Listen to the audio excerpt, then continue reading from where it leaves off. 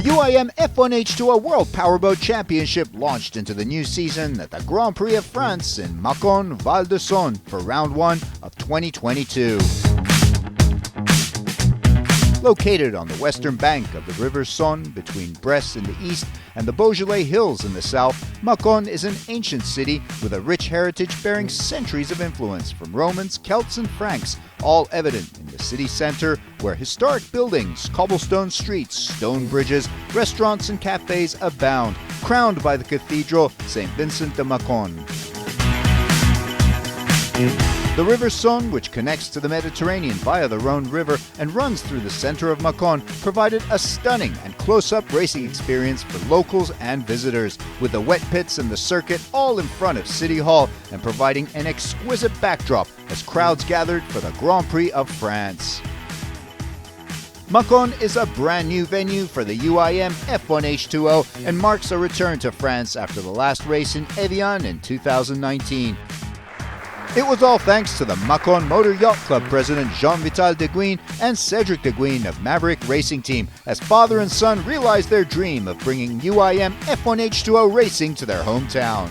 I am very, very happy, and my mind, I never think sometimes or one time I'm going to race in Formula One in my town, in my hometown. So I'm very proud to be here with all the other pilots, and proud to show to my inhabitants, to everybody what is the Formula One. To add to the excitement of hosting a first ever UIM F1H2O event was the thrill of actually getting the chance of taking a spin in the F1H2O two-seater, an experience like no other and not for the faint-hearted.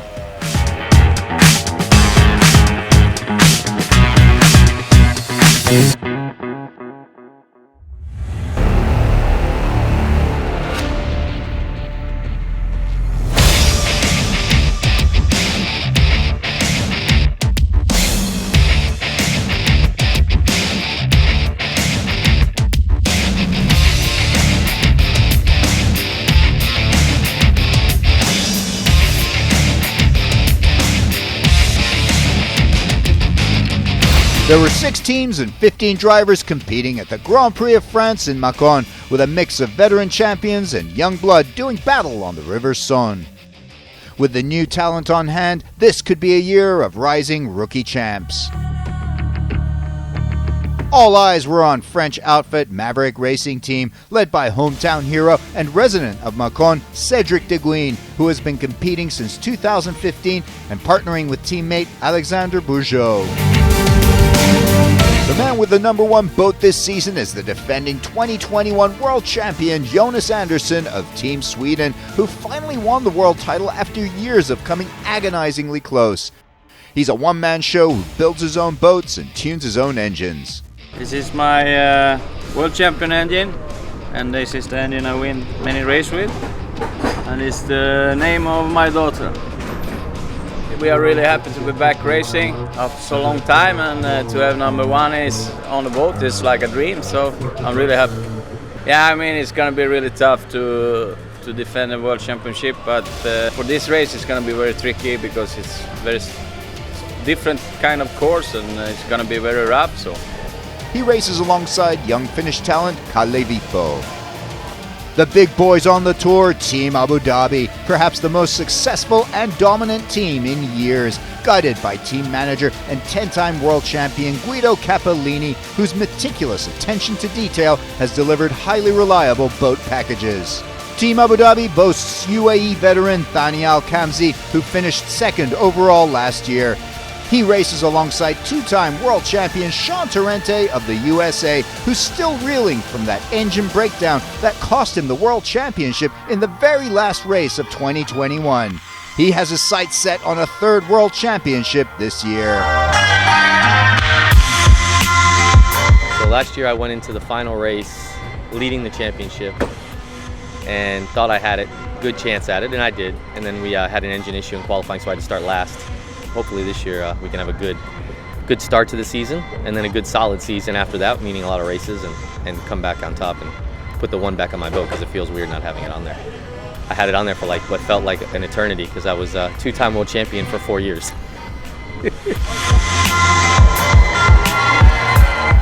China's CTIC team is led by three-time world champion Philipp Schiap, who has been struggling to get back to form for the last few seasons. He races with fellow Frenchman Peter Marin, a tenacious, hardened, and highly competitive racer who gives 110% every race, but he's still looking for that first Grand Prix win. I would like to be on the podium for sure, but there is so many drivers who wants this aim, so it will be a little bit difficult, I think. Sharjah team boasts yet another multiple world champion, 2007 and 2010 title holder Sami Seljo of Finland. Now we prepared quite well. We went to have the good testing sessions in Portugal and try the new things, and they seem to work. So hopefully this season will be good finally. His teammate this year is Dutch ace Ferdinand Zandbergen. Last year was my rookie year. I started my first race in Portugal. It was a back-to-back race, and it goes better than expected because I get the fourth position in my first race. So I was never expecting to be at that place. Led by four-time world champion Scott Gilman, Gilman Racing Team boasts rising new star Alec Bäckström of Finland, who finished 5th last year in his very first season as a rookie, and he will be one to look out for in 2022. Yeah, we had a good run and managed to keep up with the old guys and the old world champions. And now we don't have to think so much anymore about being on the pits and looking up to the other guys. Now we can focus on our own thing and see what we can do. Bäckström is joined by fellow Finn Philip Roms, who transfers over from Sharjah team. Alberto Comparato is also in the mix with his own team, the young Italian keen to build on a sensational start to last year, where he won the pole position and nearly the race at the Grand Prix of Europe in San Nazzaro. Yeah, we modify a bit the boat and the engine because we had a fast engine in San Nazzaro but couldn't last the race, so we think we understand why, but yeah, we still not have the best one here, but we will have for San Nazzaro hopefully. Marit Stromoy of Stromoy Racing is a former Grand Prix winner and year-end podium placer, always fighting for the top rung, and she wants to turn a new leaf after a disappointing year in 2021. She continues to race with Polish driver Bartek Marszalek. F1 Atlantic Team's veteran driver Duarte Benavente looking to add to an impressive record of over 160 Grand Prix raced. The Grand Prix of France circuit on the River Saône is a tight, fast and short track. It has just 2 narrow turns on either end of 2 long straightaways.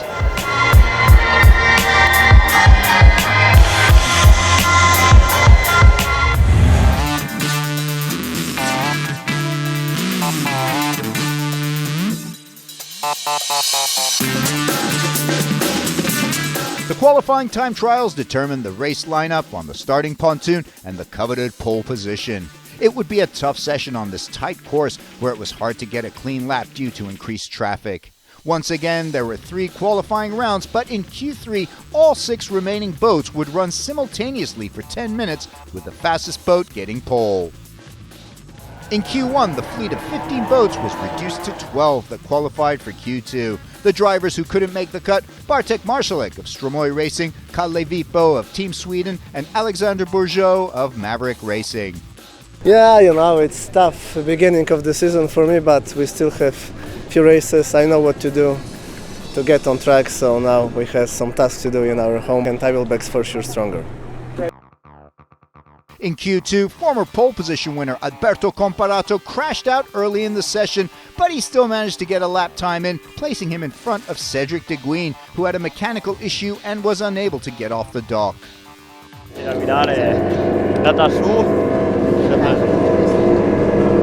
I think I was going to flip and then just nosedive, I think. Duarte Benavente was off the pace, unable to make the Q3 cut, as was former pole position winner Marit Stromoy, both unable to find clean water.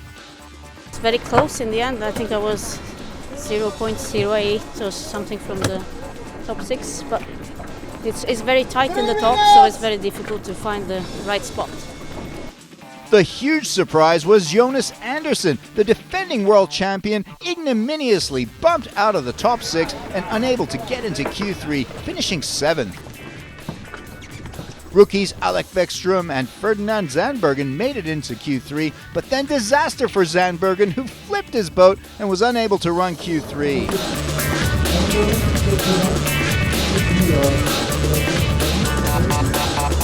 The final 6 boats in Q3, Sami Celio with the fastest lap, Vekstrom second, then Alcamzi, Torrente and Marin, who replaced Zandbergen. In Q3, all 6 boats out at once, 10 minutes to lay their fastest laps.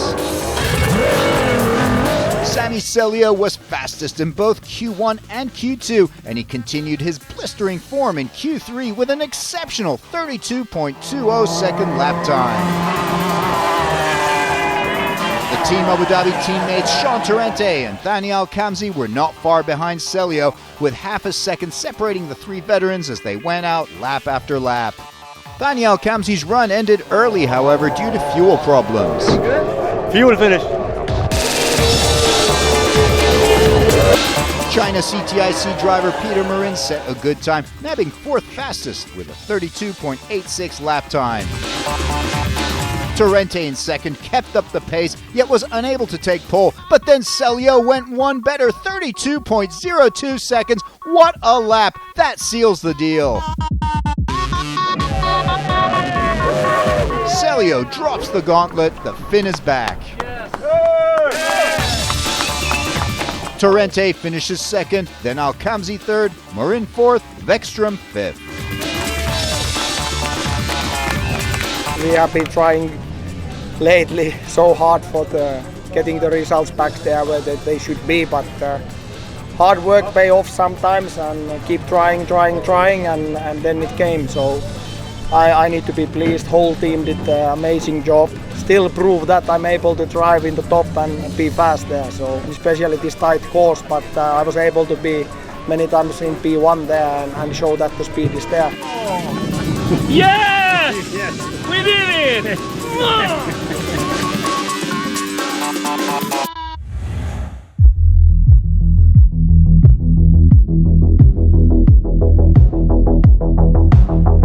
First race of the 2022 season was on. Conditions rough and windy on the Saône River as drivers prepared for the start.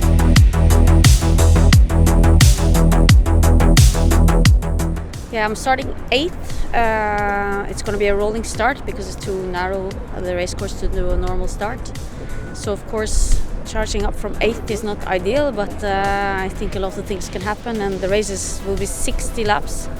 So we just have to stick in there.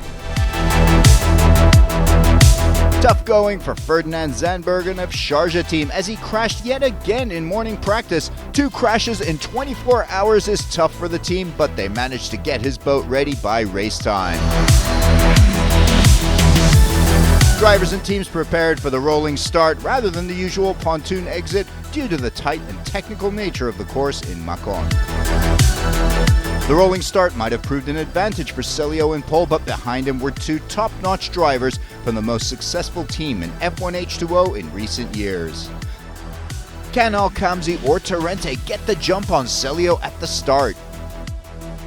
The starting grid, Sami Celio with the best seat in the house. Behind him were Torrente and Alcamzi in P2 and P3, Peter Marin P4, then Vekstrom, Andersson with a lot of water to cover. Stromoy and Schiap also had their work cut out for them.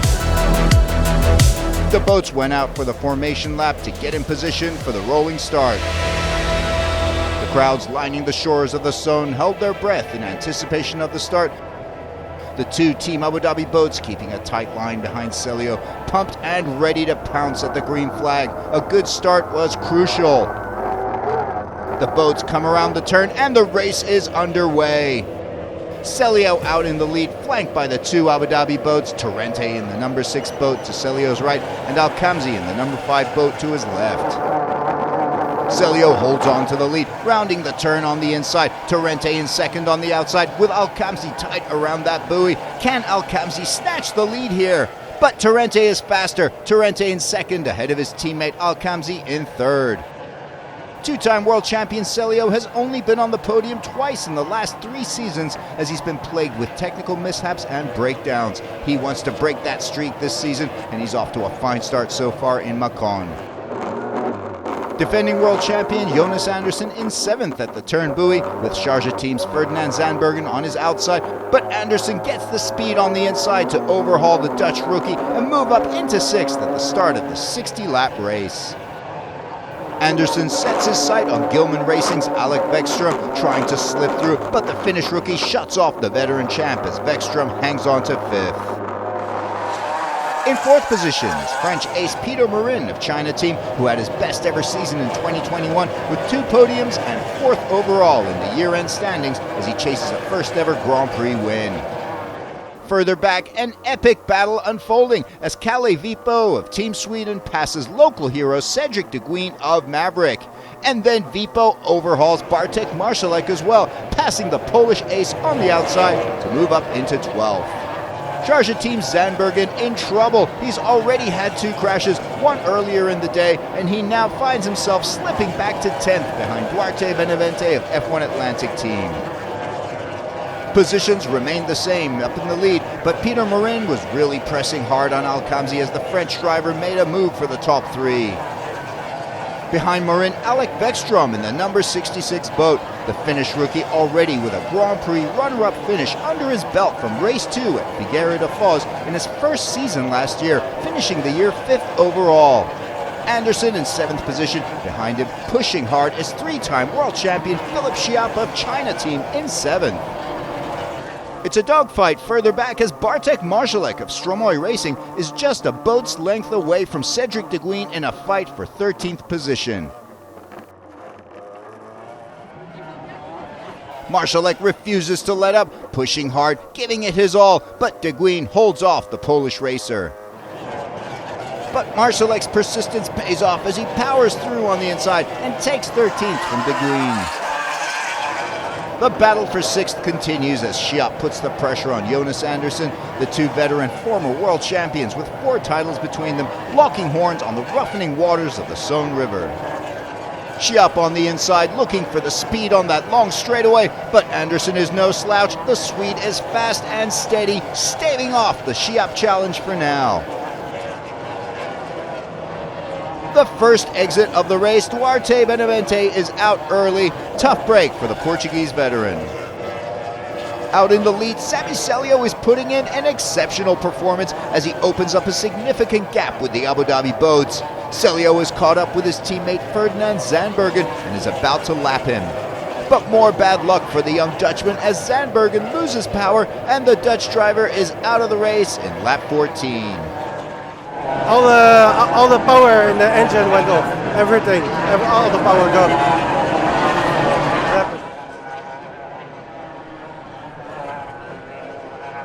Another boat in trouble. This time it's Alberto Comparato who heads back to the docks on lap 16.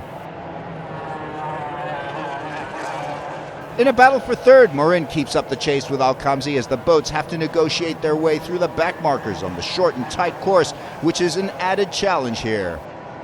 Marin racing with everything he's got as usual, tough, tenacious and competitive, but Alcamzi with 38 podiums, 8 race wins and 140 races under his belt knows how to hold point and fend off the challenge. Behind them, Bäckström putting in another great race in 5th, but with Andersson right behind him, he cannot afford any mistakes. Andersson has his own challenger to deal with though as Schiap continues his unrelenting pursuit of the Swedish world champion. In command of this race is Sami Celio, and he is sublime, opening a 12-second lead by lap 36 as Torrente and Alcamzi struggle to keep up. Oh no, there's a problem with Celio's boat. The Finnish race leader is slowing down and pulling off. Sure enough, Sean Torrente pounces, slipping through on the inside of a struggling Celio as Torrente becomes the new race leader. Celio hasn't won a race since 2016 at the Grand Prix of Harbin, and he desperately needed this. What a shame for him and Sharjah team with both drivers out. Heartbreak there as he rues what might have been. I don't know, the power lost, so feel something electronic or something. Some very silly thing, something. Cannot be true. Lap 42, just 18 laps left as Team Abu Dhabi are on track for yet another 1-2 shutout. Torrente with a 7-second cushion over Al-Khamzi. Peter Marin in the top three after Celio's exit, with Vekstrom fourth, Anderson fifth, and Schiap sixth, with the field reduced to 11 boats. Oh no, Marin's teammate Philippe Schiap in trouble. The French veteran heads back to the wet pit with a damaged propeller that has to be changed quick as he relinquishes sixth position with just 10 laps left. The China team crew works quick. The new prop is on. Schiap is ready to head back out. Schiap finds himself in 10th, having dropped 4 spots, but he's still at least in the race and on track for points. Schiap's prop change moves Marit Stromoy up into 6th position behind Jonas Andersen. But the laps wind down and Torrente is too far ahead to catch. Sean Torrente in the final lap with an unassailable lead. He missed out on the world title hat-trick with a breakdown in the final race of 2021, but he's put that behind him and started his 2022 campaign off on a winning note with 20 points as Torrente takes the Grand Prix of France in Macon, Val d'Isonne. Torrente's teammate Thani Al-Khamzi solid all race long with 15 points for a Team Abu Dhabi 1-2 finish. Another career podium finish for Peter Marin in third. Alec Vekstrom with another brilliant result in fourth as he collects 9 points. Anderson fifth, Marit Stromoy sixth, Kalle Vipo with a solid seventh, and Marsalek, Schiap and De Guin all in the points as they fill out the top 10. Bourgeot in 11th. Team Abu Dhabi, led by Capellini, deliver on the season opener. 2 perfect drives and a 1-2 shutout. Hard race, very hard race, and also we don't know what to speak about the course, but alhamdulillah we do very well today. We finished first and second. Rough water, windy, is a good setup. Guido Capellini, he prepared the boat, very good setup. We see you next race in Sanazaro, we see difference. Happy? Of course. It was a hard race, maybe some problem with the engine propeller or something like that. So I try to feel good the boat and stay with the same lap every time.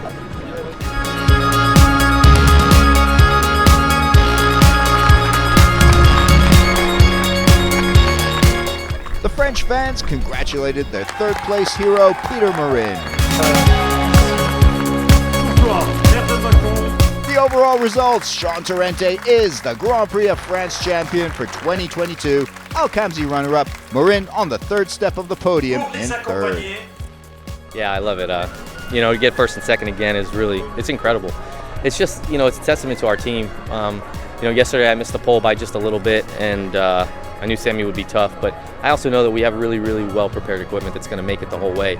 So I could push and get with him, and I could be as quick as him today, but I just felt like he was just taking too much risk for as many laps as we had left. I mean, he was flying all over the place. I'm like, if he can do that for 45 more laps, then he deserves to win the race, and he couldn't. Obviously, he broke something.